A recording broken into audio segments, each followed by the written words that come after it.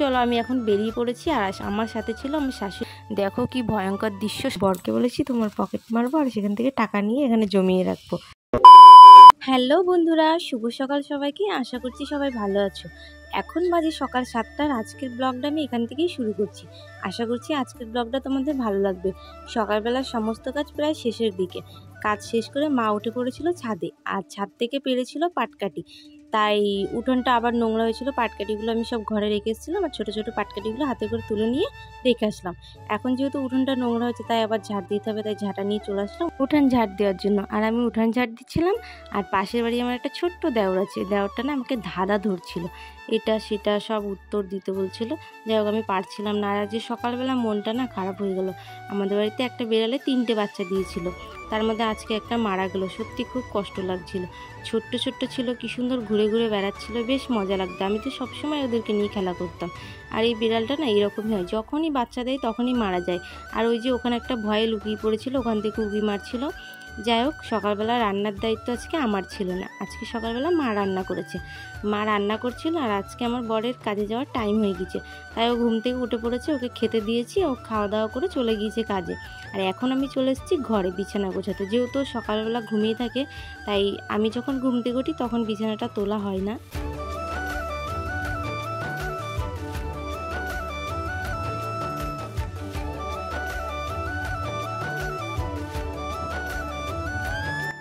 তো চলো আমি আমার কাজগুলো একে একে করতে থাকি। আর তোমরা যারা আমার চ্যানেলে নতুন তারা প্লিজ আমার চ্যানেলটি সাবস্ক্রাইব করে দিও।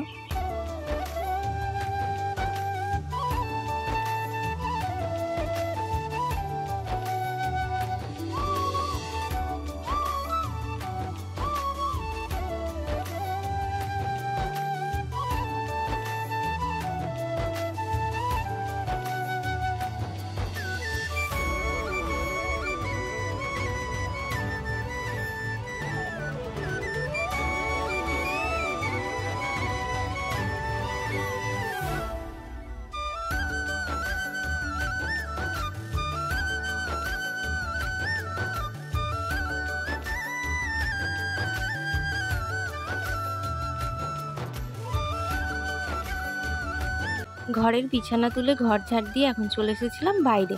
বাইরে না কিছু ভেজা জামা কাপড় ছিল আগের, সেগুলো রোদে দেওয়া ছিল। দেখি 5 মিনিটও টাইম লাগেনি, শুকিয়ে গেছে। তাই সেগুলো আমি তুলে নিলাম, আর এগুলো নিয়ে গিয়ে এখন ঘরে রেখে আসবো। আর কাকিমা বাড়ি এসেছিলো, তাই কাকিকে বলছিলাম যে বিড়ালটা এইভাবে মারা গিয়েছে। যাই হোক শুকনো জামা কাপড়গুলো ঘরে রেখে এখন চলে এসেছি কলতলায় আমার জামা কাপড় নিয়ে, সেগুলো ধোয়ার জন্য। আর এই যে দেখো ধুয়ে নিয়ে চলে এসেছি কলতলা থেকে। আর এখন এখানে রোদে মেলে দেবো। দেখতেই পাচ্ছ কি পরিমাণে রোদ উঠেছে। এখানে তো যেমন তেমন, আমার বাবার বাড়িতে আরও বেশি রোদ।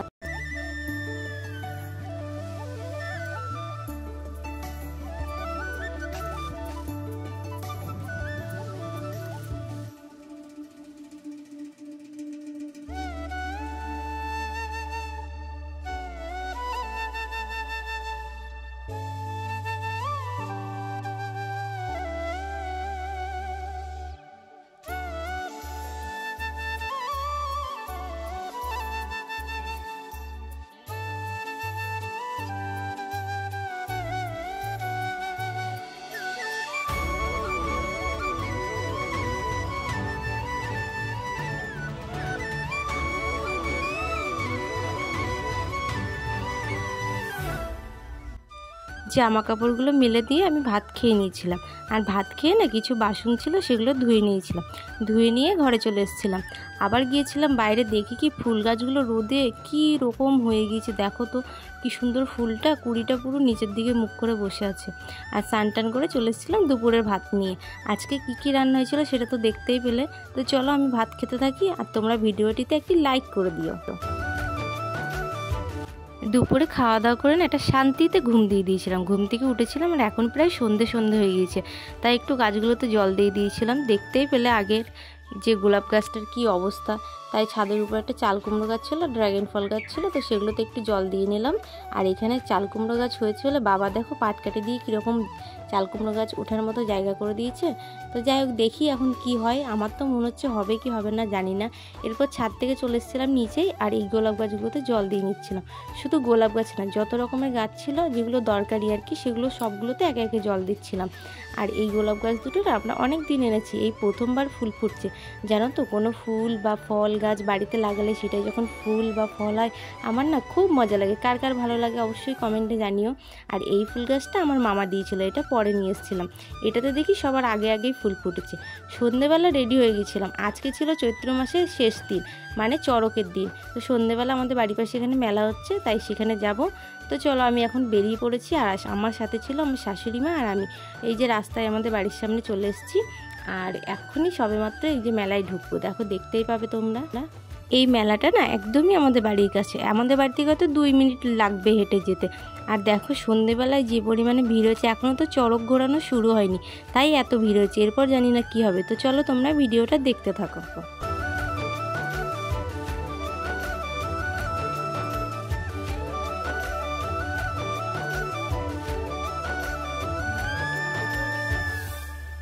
আমি না বেশ কয়েকদিন ধরে ভাবছি একটা লক্ষ্মীর ভাণ্ডার নেব। আমার না খুব ভালো লাগে। বরকে বলছিলাম কি, তোমার পকেট মারবো আর টাকাগুলো নিয়ে এর মধ্যে জমিয়ে রাখবো। তো বাড়িতে এসেছিল একজন, ওনার থেকে নিতে গিয়েছিলাম, অনেক দাম বেশি বলছিল, তাই মেলায় এসে একটা নিয়ে নিলাম। কি আর কি নিয়েছি সেটা তোমরা পরে দেখতে। এখানে না চড়ক গাছ পোতা হয়ে গেছিলো। দেখো আমাদের এখানে চড়ক গাছটা কত বড়। আর এখানে চড়ক গাছে কিছু একটা বাধা হচ্ছিলো পুজো করার আগের মুহূর্তে, জানি না এটা কি। এখানে সবাই একে একে মায়েরা, দিদিরা, কাকিমারা, মানে যে যেমন সম্পর্কের হয় সবাই এখানে এসেছিলো আর এখানে পুজো দিচ্ছিলো। পুজো শেষ করে হবে এখানে আজব একটা ঘটনা, যেটা দেখার জন্য অনেক মানুষ এসে লাইন দিয়ে দাঁড়িয়ে আছে। মানুষের পিঠে বড়শি ফুঁড়ে ঘোরানো হবে, মানে সন্ন্যাসীর পিঠে বড়শি ফুঁড়ে ঘোরানো হবে। ততক্ষণে চলো তোমাদেরকে একটু মেলাটা ঘুরিয়ে দেখা। এই যে দেখো কত রকমের দোকান বসেছে। অবশ্য আমার এখানে কেনাকাটা করার কিচ্ছু নেই, যেগুলো আছে সব বাচ্চাদের।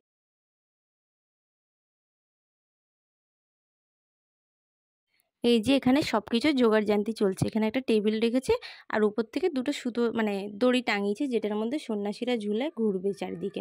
তো এখানে সব জোগাড় করা হয়ে গেছে, পুজোও প্রায় শেষের দিকে হয়ে গিয়েছে।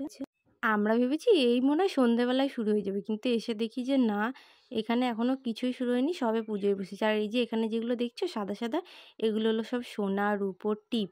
আমি মাকে জিজ্ঞাসা করছিলাম এগুলো কী, পরে মা বললো যে এগুলো সোনা রূপোর টিপ, অশোক গাছে পরানো হয়। তো কতজনা মানত করে না অনেক কিছু, তো এখানে মানত করা ছিল, তাই তারা এখানে দিয়েছে, এটার মধ্যে লাগানো হয়েছে।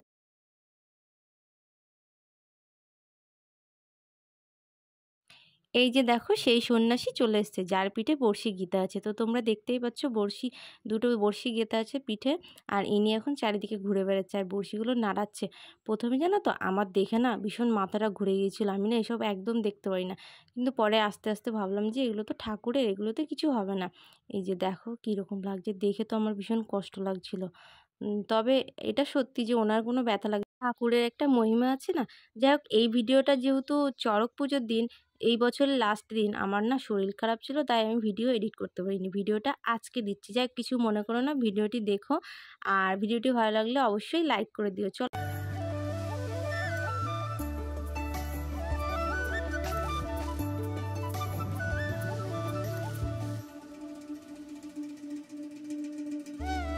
এই যে এখানে সেই সন্ন্যাসীর পিঠে বড়শি গিতেছে, তো দেখতেই পেলে। আর ওনাকে এখন ঘোরানো শুরু হয়ে গেছে।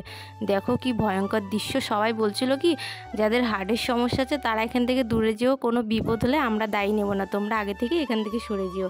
তো দেখো কীরকম লাগছে। আর এখানে কি সুন্দর ঝুলে আছে, মনে হচ্ছে ওনার কোনো কষ্টই হচ্ছে না। আর নিচের থেকে একজন বাতাসা দিল। এখানে নিয়ম যে চড়ক গাছে ঘোরার সময় বাতাসা ছিটায়, যেটাকে সবাই প্রসাদ বলে। আমরা তো প্রসাদ বলেই বাড়ি নিয়ে গিয়ে খাই।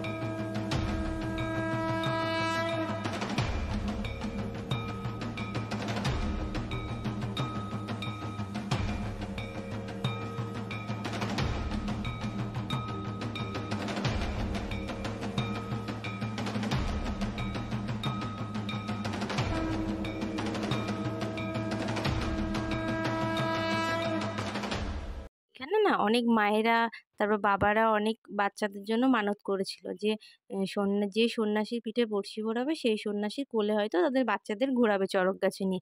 এই যে এখানে দেখো আমি পরপর 3-4টে বাচ্চাকে দেখলাম, তার মধ্যে 2জন তো এত পরিমাণে কান্না করছিল যে বলার মতো না, আর একজন তো ঘুরে ঘুরে দেখছিল, তার কি সাহস জানো না। একে একে এটা তো একটা, এরপর আরো অনেকজনকে নেবে, দেখো দেখতে পাবে তোমরা।